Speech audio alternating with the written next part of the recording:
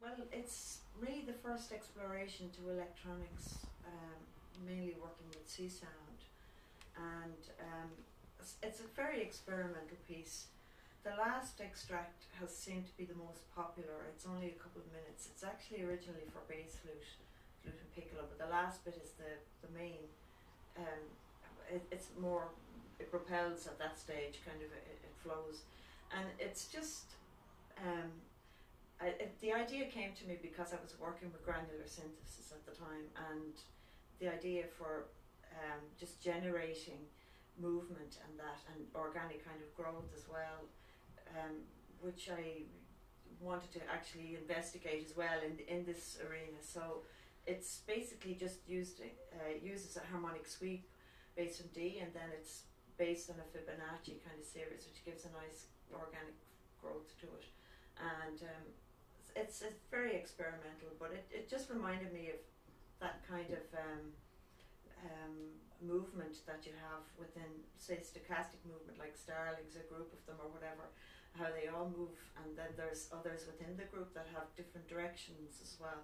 And similarly with fish, because I like looking at documentaries and Attenborough and things like that, so it's fairly much based on those kind of movements, that type of shoal of fish and the movement within it, and the different directions within one movement that other fish have within the whole.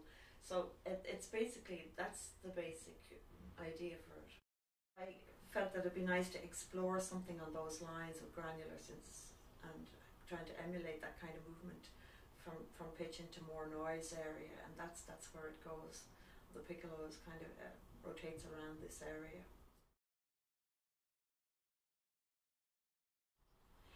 Well, I'm interested in, you know, the anomalies that happen within nature and that, and because I live in, it's quite a rural area, so I'm kind of very exposed to lots of birds and trees and things like that all the time.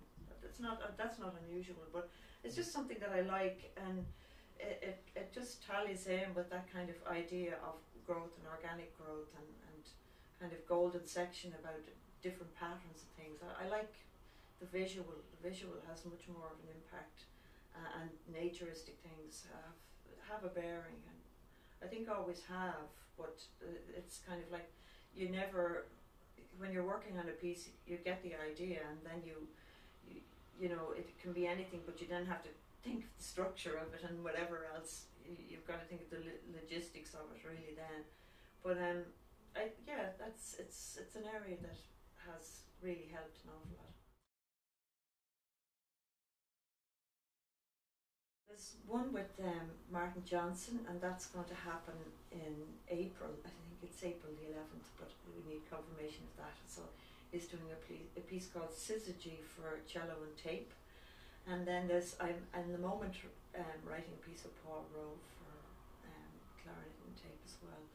And then I'm in the initial stages of working on a text for an opera as well, about an hour long. So those are some of the projects as well, and I have a piano piece to write as well, and another ensemble piece for a Polish pianist.